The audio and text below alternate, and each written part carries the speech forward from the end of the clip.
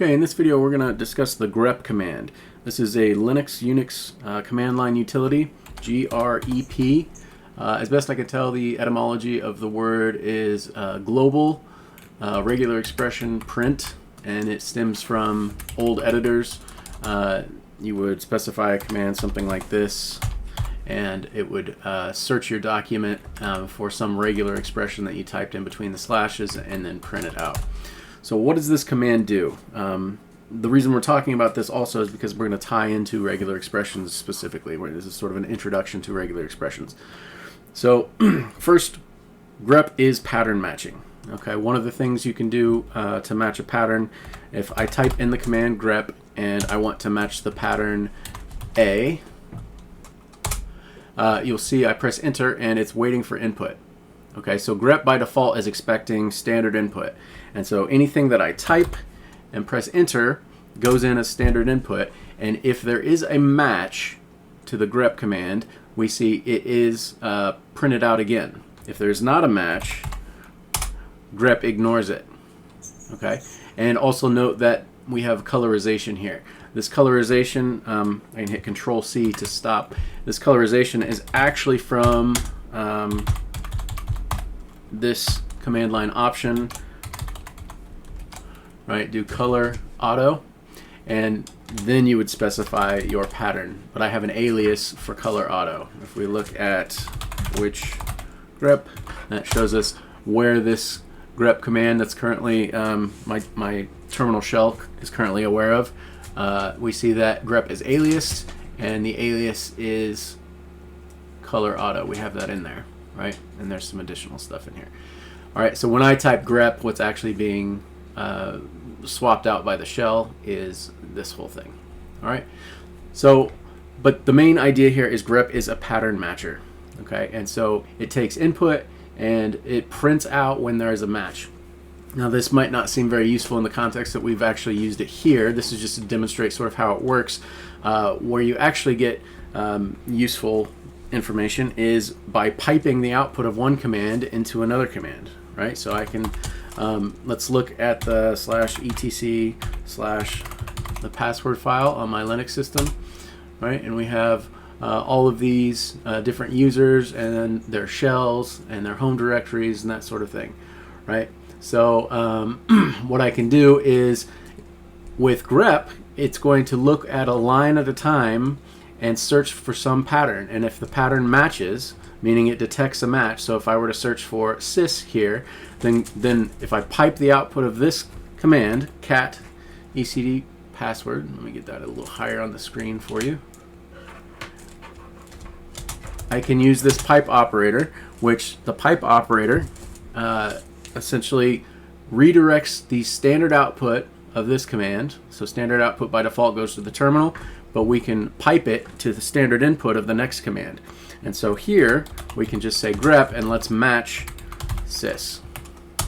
Okay, so now we have much less output. So notice grep did not print out the things that did not match sys. And also because we have that color auto option, we see all of the places where it did in fact match are each line here. So in red we have this marked sys. So this shows us where our matches were.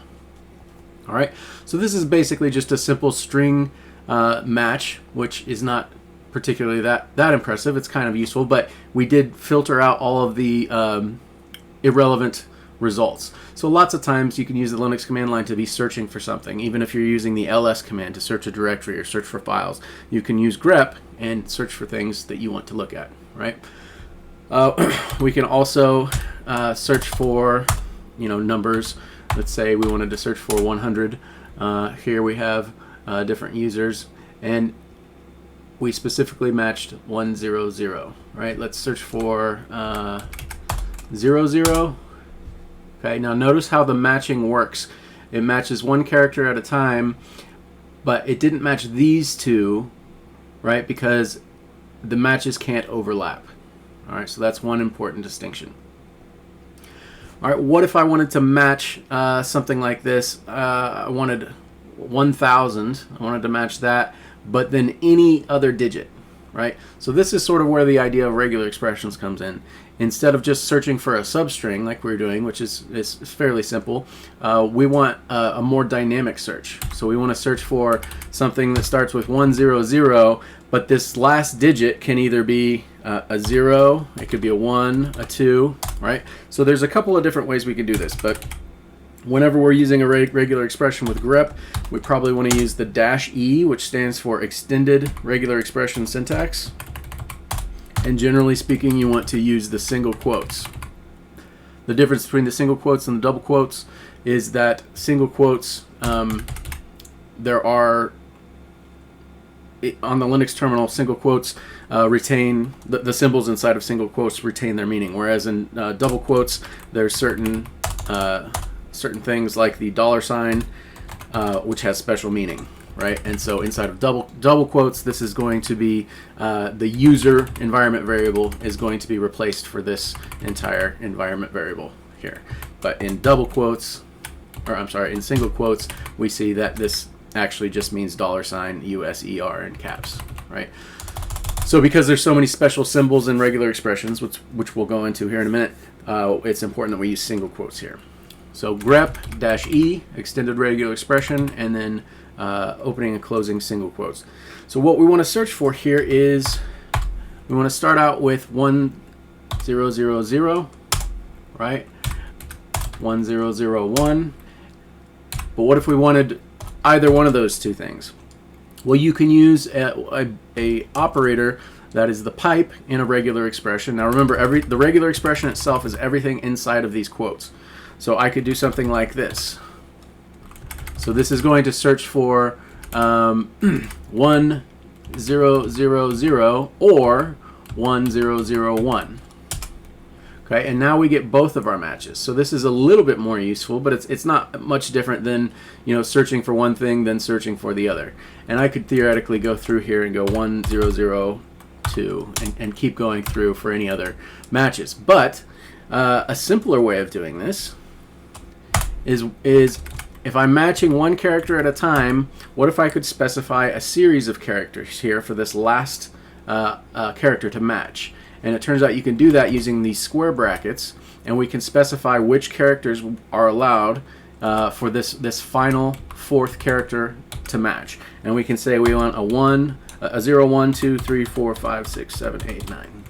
So anything inside these square brackets are characters that are allowed for this last position. So the first position is going to only match a 1, a 0, and then a 0, and it's only a match if that fourth, you know, given the first three matches, if that fourth character is one of these characters, right? And so we can run this, and we see we only have the 1000 and 1001 here, which is fine, but we do see that this worked. It matched these two instances, right? There's also a shorthand for that, because as you can imagine, that would get tedious for doing something like A, B, C, D, E, F, G, all the letters in the alphabet.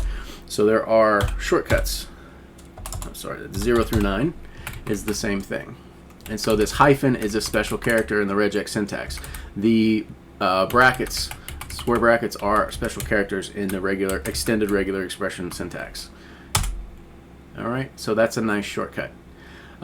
Another thing we could do is, if we just wanted to match all of the values that were 4 digits, right? So we didn't care if this is a 100, this just has to be a digit. You know, we could do something like this. 0 to 9, 0 to 9, 0 to 9, right? So each one of these is going to match one item in the string, and if it matches that first character, it's going to check to see if the next character is a match, and so on and so on. And if the entire string is matched, then it will be highlighted in the output string, and it will be printed out. All right, so let's take a look at this. So these are all the places where we got 4 digits, right? 4 digits. 4 digits. Now notice, again, it doesn't overlap. Once you get a match, we get 6553 here. We don't start back at the 5 and then match this one again, right? So the matches start afterwards. All right, So that's a little tedious. What if I wanted 10 numbers or something like that? So this gets to be a little bit tedious. So what we have is after a single character that you want to match, you can specify a quantifier, and that is how many times you want that thing to match. So here we could specify 4, and this is exactly the same as what we just had, where we specified 4 individual character sets. All right, so this is just saying we're going to specify this numeric character set, and then it matches. It's a match if there's 4 quantities of the previous character, right?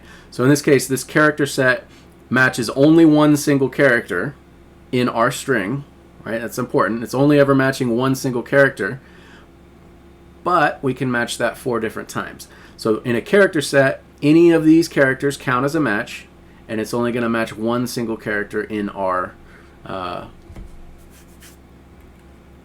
input string, right? So let's look at this. This should give us the exact same output, and sure enough, it does. We can also, with these quantifiers, now these curly braces are special syntax in the extended regular expression, right? So you put quantifiers inside of curly braces.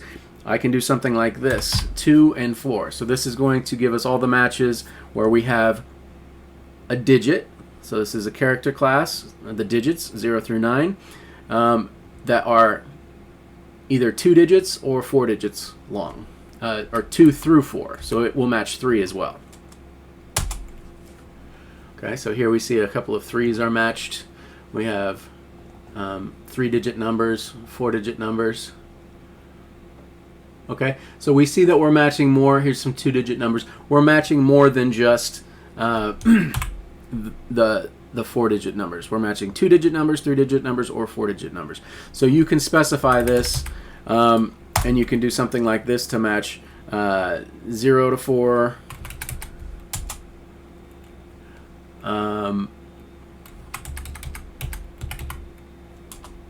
And then something like this would be like 2 or more.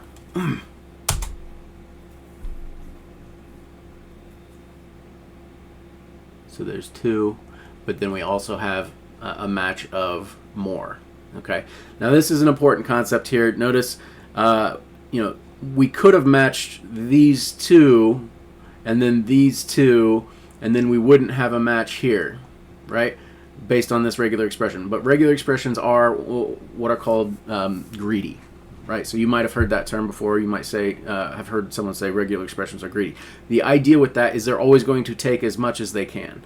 So if it's a match, it's going to maximize the extent to which the regular expression matches, right? So here we could have matched 2 multiple times, but instead, because regular expressions are greedy, it grabbed as much as possible while satisfying the regular expression. Okay, so that's nice. That's a simple way we can use digits, right? So this lets us find a certain number of digits. There are other character classes, A through Z, which is lowercase, and let's say we want to look for all of the items that are between 2 and 6 long. All right, this gives us a whole bunch of stuff, right? Not particularly useful. So what we really want to look for, let's search for matches on the beginning part of this password file, right? We want to look at everything that's a match to the colon, right? So we want any number of characters, but then we want to match a colon at the end, right?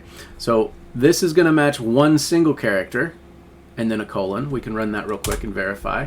So here this matches a single lowercase character and a colon, and then another single lowercase character and a colon. So this is a match and this is a match, right?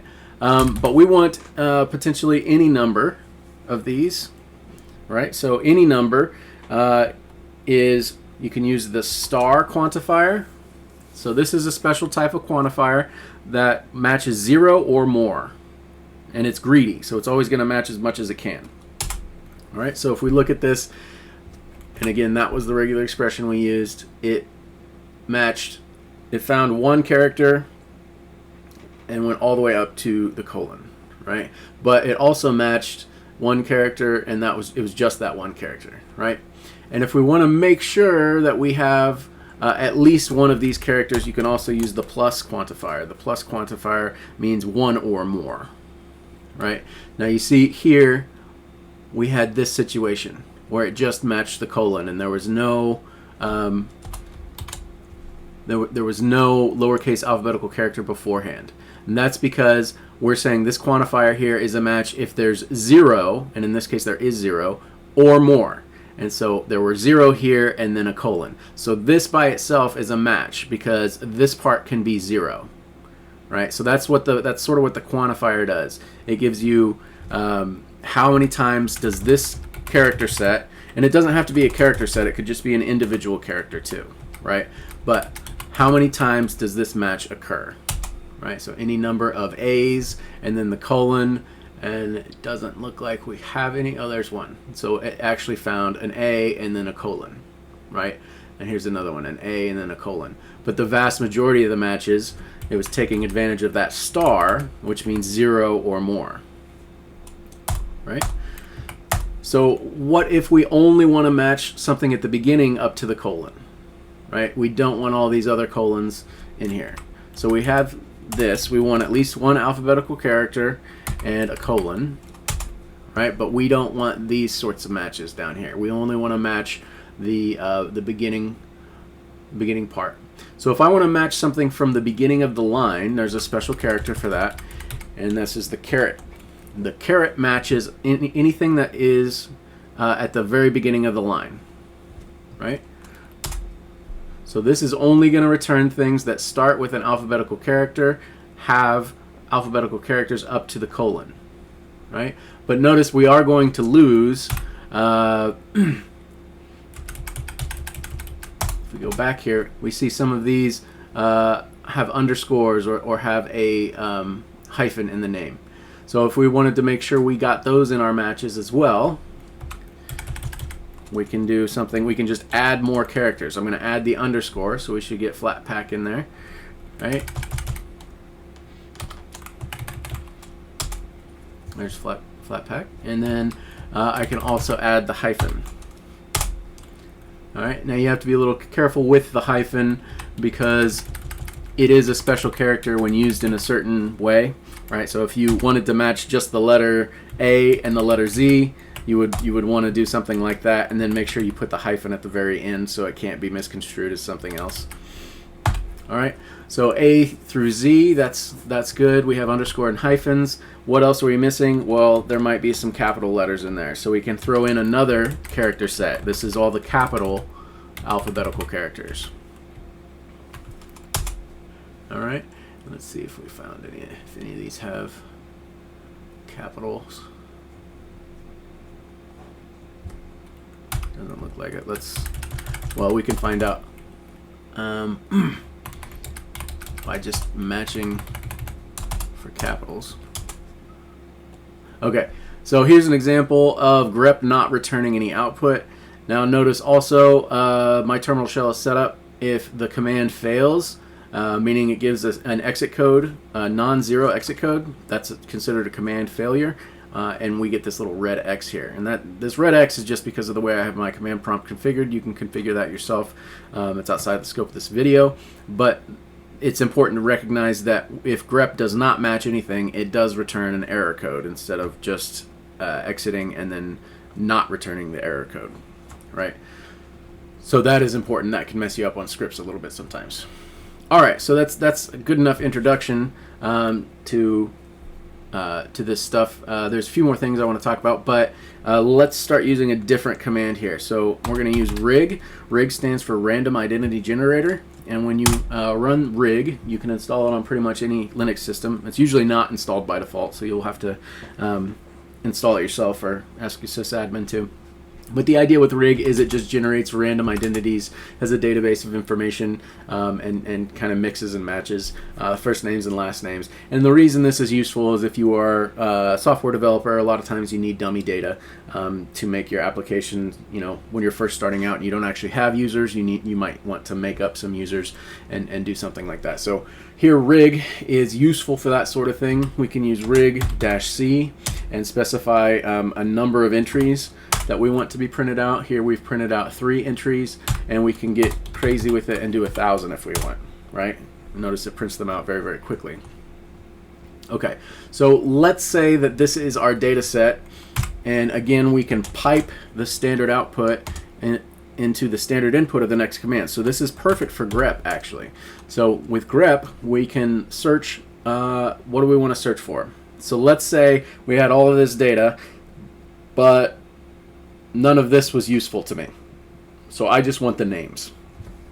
So if I want to do that and I just want to find the names, I'm going to say -e for extended regular expressions. I'm going to use single quotes.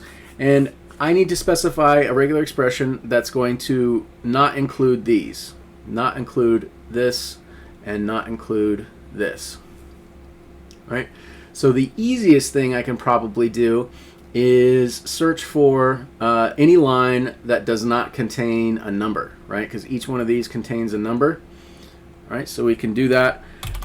So I have my character set, and there is an additional special meaning to the caret if it's inside of a character set, and that's saying match anything except these, right? Instead of matching.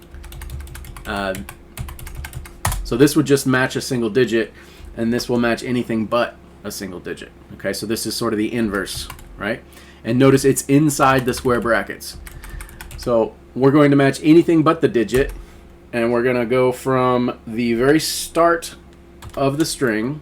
So notice here caret is matching the beginning of the line, right? But now that this caret has a different meaning because it's inside the square brackets, how many of these things do we want to match? We want any number of them, 0 or more. We actually probably want 1 or more. And then we want to match the end of the string. So the $sign is like the caret, except it matches the very end of the line. Okay, so this is saying match any character that's not a number, any number of times, from the beginning of the string to the end of the string. So because we're matching at the beginning of the string, immediately we have the 7 on this line. So this line will not be a match, right? Because it has to be non-digits from the beginning of the string to the end of the string. So that won't match. Here we'll be fine until we get to this, and then we have a digit. So this will cause a mismatch here, right? And then here the digit will cause the mismatch as well. All right. So notice when we run that, we get all of the names, right? And if we, let's say we change this to a star instead of a plus. So remember the plus quantifier is 1 or more of these non-digits, and a star is 0 or more. Okay, 0 or more gives us all of those blank lines because we are matching the very start of the string, which isn't actually a character, right? But we're saying from the start of the string match 0 or more, and in this case there are 0, and then match the end of the string, right? So in this case there were 0 of these matches, and so then that blank line counts. So that's why I said we probably need this plus in here, and that's going to give us just the names. All right. Another way we could do this is let's search for the opposite of what we want to find. So these are all the lines with numbers in them, right? Just 1 digit. And so we're not showing any of the lines with the names because none of the names have numbers in them. But what I can do is I can specify in the grep command -v, which inverts the matches. So whatever would be matched by this, the -v is going to show us the invert, right? So here we have the inverse of a digit. And so what we could do here is we could say or beginning and end. Okay, so this is going to match the blank lines, right? And this is going to match any line that has a number in it. So if this happens, or the pipe is an or, this match happens, we have a match. But then I'm inverting that. So that should eliminate these blank lines. All right? Now notice our colorization went away as well, and that's because it can't colorize something when you're specifically taking the inversion of the match, right? The match was colorized, but those lines aren't being printed out. That's what -v does. If it is a match, it's not printed out, and if it's not a match, it is, right? So I would kind of tend to prefer what we had before, which is we start at the beginning, we invert the match in the character bracket, we have a plus sign, and we match the $sign. And oh, I gotta get rid of the -v. Okay, and there's our names. What if we only wanted last names? Okay, if we only want last names, we could do this search and then pipe again to grep. And for each one of these, we'll have an extended regular expression. And we want to search for what? We want a blank space, and then capital letter, or really any letter is fine, A through Z. So this is going to be the set of all capital letters or lowercase characters, right? And then we want at least one or more of those all the way to the end of the string. Okay, so this is going to look for the space. It's going to locate that space there, and then give us that. Right, so that selects this. Now notice though that the space is also selected. Okay, so we can't see the space colorized, but if you highlight it, you will see that. All right, so these are just some of the things you can do with grep that are kind of interesting. Let's look at a couple more. Let's find out how do we get maybe the address line is the only thing we care about, right? So we can describe this in terms of grep -e. We can say we want some number of numerals, 0 through 9, at least one numeral. We don't care how many. Then there's going to be a space. And then what we can say is, really after that, we can match any character to the end. This would actually be enough to match all of the address lines, right? And notice that the space is included in the match, right? So here's all the address lines. Now the only reason this works though is because of rig itself. We have well-formed data, and we know all of these addresses are in the same format because that's what rig does. So we're guaranteed that there's a number here, right? In the real world, addresses are more complicated than this, and you would have to be more careful than that to try to determine what an address constitutes. So that's why it's important to always know your data set, know the limitations of it, and so since we know our data set very well, we can make these simple regular expressions, which are easier to calculate. They're lower overhead on the computer processor. But if we had an inconsistent data set, or maybe like multiple data sets joined together, we would probably want something more complicated that would accommodate all of the possibilities of ways addresses could be written, right? And there's some other things too, like with the names, we might want to include, there might be a junior or senior or something at the end of the name we might want to account for. But as far as I know, that's not the case on the rig command. So it's important to know what your data set looks like, and know kind of how it works and where it comes from, and then you can make more specific searches on that data if you know how it's structured, right? All right, so this is enough to sort of get us to the end. Another thing I wanted to mention is, so notice this just matches the number.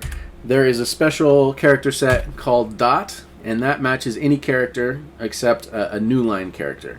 And so this matches white space, it matches pretty much everything. So this is saying match any digits, one or more, then match a space, then match one character of anything. Okay, so that's the dot has a special meaning. Now, a lot of times you'll see something like dot star, and that's going to match any number of characters up to another point. So we could match any number of characters up to the next space. Right, and here we've matched all of these characters. Now, they just so happen to all be alphabetical characters, but that doesn't matter. The star will match those, but it will, you know, we could also say, if we wanted to make sure that they were alphabetical, we could do something like that, and that should give us the same matches, right? But star, if you could have a lot of different things in here, like maybe the names are hyphenated or something like that, it's entirely possible. You might want to do star just in case. And then the space would be the thing that limits, right? So we have one or more numbers, and then we match a space, and then we have any character matching 0 or more times, and then we have a space. Right? And then we could also just do another dot star and $sign. Right? Now this is an inefficient regular expression because we're just doing dot star space dot star, and this is essentially, this is going to cover all of our cases. So we don't really need this. I'm just sort of playing around with the regular expressions to show you how it works, right? So we could do something like this, and this would match the same thing. We don't need all that extra space dot star. All right, so when you're building these regular expressions, you have to kind of be aware of there is potentially an efficiency cost at doing some of these things. All right, so let's say we wanted to search for something else. So we have these addresses. Let's say we wanted to search for addresses that had 2 digits. All right. So we're going to grep-e addresses with 2 digits. So this is 0 to 9, quantifier 2, and the addresses start with 2 digits at the very beginning. So I'm going to match the beginning of the string, 2 digits. So this, remember, this is a quantifier. It's going to match 2 times, right? But we don't want to the 3-digit numbers, right? So we have to add a space here, and that's going to give us all the 2-digit addresses. Okay, that's well and fine, but what if we want the names associated with those 2-digit addresses? Well, this is tough because the names are on different lines, right? If we go back to rig, we have the address line, but I want the name. Okay, so what we can do here is go back here and match. These are addresses with 2-digit numbers, right? And we can add in a -a or a -b command, right? So -a, this is going to give us one line after our match, right? So A, this was our match on the address line. It gives us one after. That's not what we want. We want one before. So we're going to switch to -b, and we're going to specify one line to match before. So now we've matched the line itself with the 2-digit address, and then we've also, whenever we see that match, it's going to show us the line before as well. And then grep automatically puts in these little hyphens to show you that that you're using the -a or -b tags, and that this part isn't actually a match to the regular expression. Okay, so you do get some extra lines of data in here. All right, so that's good, but what if I only want the names of the people who have 2-digit house addresses? So I don't want to see these lines. Right? I just want the names of those people, but they have to be the names of the people who have 2-digit house address numbers, right? So what we can do is we can just pipe this data to grep again. We can say grep. So how do we want to find this? We can do -e and then just use our regular expression to locate all of the people, right? So A through Z, A through Z, and then a space, one or more, and then we can say $. So this is going to say every single character has to be uppercase or lowercase letter or potentially a space. And this should match all of our name fields. And again, this is because we know what rig data looks like. We can make these assumptions. But these are all of the people who have 2-digit addresses. How many of them are there? We can pipe that to word count dash count the number of lines. And so notice we started out with 1,000 values. And here there's 96. Now we're generating these randomly each time, so there's going to be a different number of 2-digit addresses. So every time I run this, the number is going to be a little bit different, but rig's fairly consistent, and it's around 90 each time. Okay, so regular expressions are extremely powerful, very, very useful. They don't do everything, and you do have to be concerned about efficiency in some cases, right? So be careful about that. But this is essentially how you can use regular expressions in Grep. Let's take a look at one more thing. Let's see if we can find something else interesting with Grep. So how would I find the address or the city-state zip, right? If I wanted to know all of the people who were from Indiana, and I just want the names again. So I could look at all of the people who are in Indiana by Grep, and I want to Grep the line that's the city-state line, right? So I want something like single quotes, comma, space, IN, right? In our case, there aren't any other. 2 capital letters are always the state in our data set. Right, so we can just do something like that. This is going to give us all of the Indiana places, and again, we want to check before 2 lines. Right, so this is going to give us the people who are from Indiana, and then we want to pass that to Grep, and we want to find A through Z, space, star, and then from the beginning of the string to the end. Now this is overkill as well, because we could really just say have a space, right? That's going to give us the names. If we did something like this, start the string A through Z one or more times, that's going to give us the city-state zip lines as well. We could do this better by putting a space, and then that eliminates these lines because they don't have a space right after the characters. They have a comma, right? And then we can do the word count -L like that as well, and you see how many of those are. So usually in 1,000 there's around 50 people from Indiana according to rig.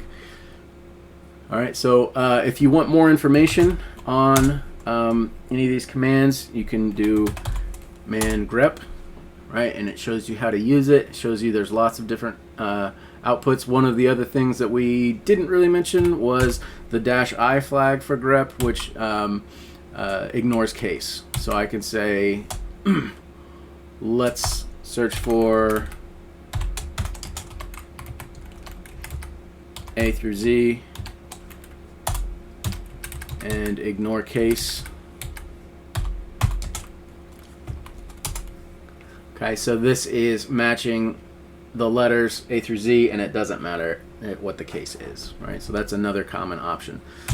And again, man grep, if you want to look at the how this works, right? There's a lot of additional functionality. I tried to cover the most useful, the most common ways of using grep. You can use grep to search files. You can use grep to search file the contents of files, which is really nice. And then yeah, so take a look at this yourself, play around with it, and hopefully that's a fairly reasonable introduction. I'm trying to think if there's any other special characters. I guess there is one more thing I want to talk about. The OR pattern. If I have 1,000 rig addresses here, or rig identities, the OR pattern is very important. So I can specify I want to match any, grep -e and single quotes. So this is going to match anytime there's 2 O's or 2 E's. All right. Now let's match. What if I want one single character in front of both of them, like R? So this would match ru or re. However, this is only matching. This R only applies to everything before the pipe. So what I really want to try to match is R followed by 2 O's or 2 E's, right? So I have to use parentheses here. So that was sort of the last thing I didn't really talk about. So this is going to match an R character and then either OO or EE, right? And so we're matching all of these items with free, and then we have Brooks matching, right? So that's one example how you can use these pipes, and you can pipe all sorts of other things, right? So, you know, EA, something like that. See if anything comes up there. But the pipe is very powerful because you can use it to basically grep multiple things at once. So if I don't use the parentheses, you know, I can grep, you know, one regular expression or another one all in sort of the same line. Right. So I think that covers most everything. The question mark operator. Let's see, how would we use this? We would say the question mark is either 1 or none. Right. So we could say, I guess, A through Z.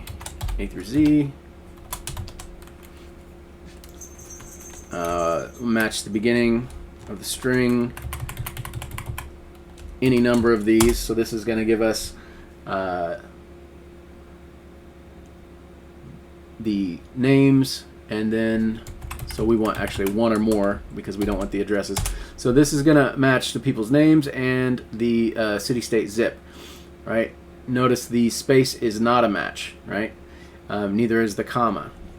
So I could use something like this, and then I could say comma question mark. So this is saying there may be 1 question mark, or there may be 1 comma, or there may be 0 commas. So the question mark matches 1 or 0, right? And so notice again in the match, the space is not matched, and the comma is matched. So if there's a comma, it becomes part of the match. If there's not a comma, it's not part of the match. Right?